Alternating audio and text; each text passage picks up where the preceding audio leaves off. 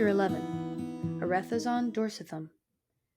In the obscure murk of the log's interior, Poppy crouched tensely. Slouching slowly out of the dark came a flat-faced beast with a blunt black snout and fierce, grizzled whiskers. Its eyes were heavily lidded, as though it had just awakened.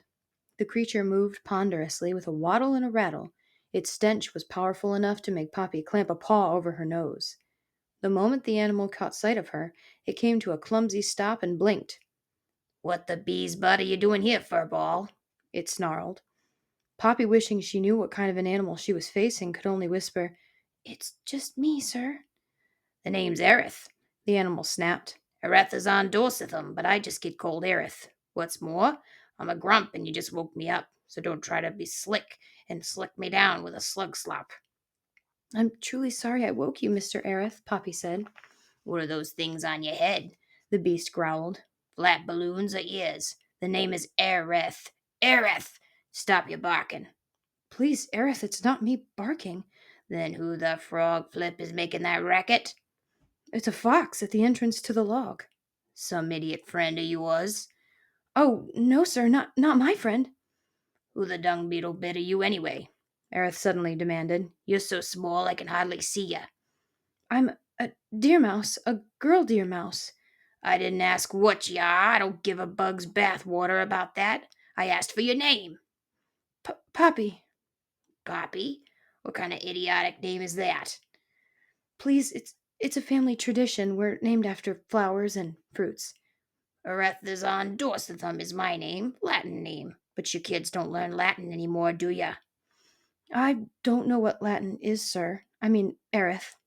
The beast sniffed loudly. "The whole forest is full of idiots, like that fox." During this conversation, the fox had continued to bark and whine, occasionally even digging furiously at the log entrance. "Pop, pop, snap," Aerith cried, or whatever your idiot name is. "Would you tell that fox to shut up?" "It's Poppy, and if I tell him, I don't think he will." "Why not?" "He wants to eat me," Poppy said faintly. "Eat you? "Yes," Jerk." Aerith said scornfully. "But then all meat eaters are jerks. You ever notice that? I mean, did you ever meet a meat eater who wasn't loud and aggressive? Did you? Never mind. Just get out of here and leave me alone." "I can't," Poppy cried. "Why the bat bilge can't you?" "I just told you," Poppy pleaded. "If I go out, he'll eat me." "Look here," Aerith cried, "whatever your idiot name is, don't you have any guts?" "Please, it's Poppy." "Oh, weasel wonk, I don't care what it is. All I'm saying is, if a creature can't take care of himself, he has no business sneaking around in my house, waking up an old coot like me in the middle of the day, and asking for my help."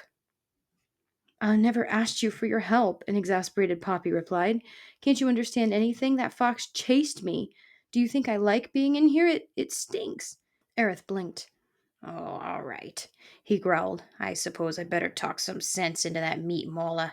Just get out of my way," He snarled as he began to waddle forward. "It's your lookout, not mine, if you get pricked by one of my quills." Poppy's heart clutched. Did you say quills?" she stammered. "Of course I said quills, fuzzball."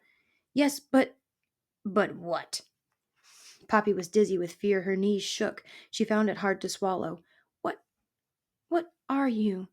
"Don't you have eyes?" Aerith screeched. "Or one of those spots on your face buttons? I'm a porcupine." Porcupine. The word turned Poppy numb. She could hardly breathe. She couldn't think. "Floppy or ploppy," Eric bellowed. "Would you get your flea-flicking self out of my way?"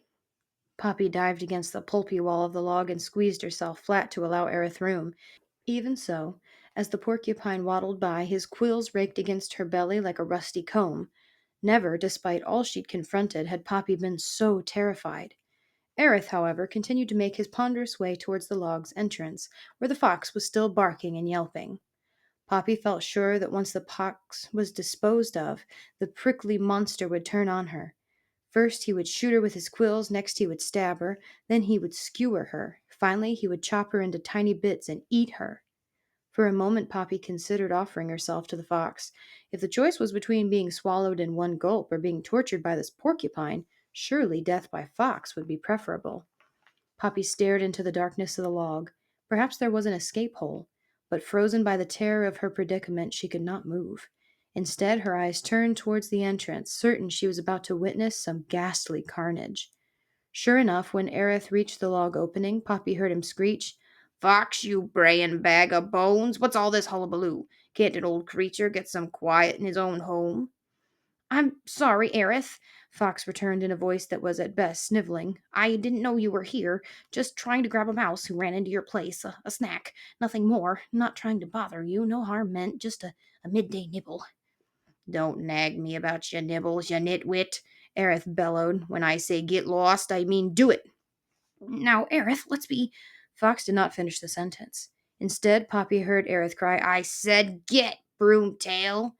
This order was followed by a whack, a yelp of pain, and a frantic scramble of paws, concluding with the barking and whining that grew faint with amazing rapidity. Poppy was sure the fox was being devoured, but more frightening still, she saw the porcupine wheel around and start to waddle back down the log in her direction. Poppy panicked. She turned and fled toward her one hope of escape, the other log's end. The further into the log Poppy went, the more foul smelling it became. Worse, she had increasing difficulty seeing where she was going. Sure enough, she slammed into the log's far end. There was no escape hole. Stunned and unsteady on her feet, heart beating so hard she was sure it would burst, a terrified Poppy turned to confront the porcupine. Her one remaining hope was to try and slip by the beast. Though Poppy knew she risked a severe shredding, she was certain it was her only chance. Slop, pop, bebop, the porcupine cried. Where the snake sweat are you? Come out of there. Gasping for breath, Poppy braced herself against the rear wall of the log and got ready to bolt and die. Aerith's face, grinning hideously, loomed out of the dark at her. Poppy, he cried, you wretched excuse for a runt. Why the devil are you hiding in my toilet?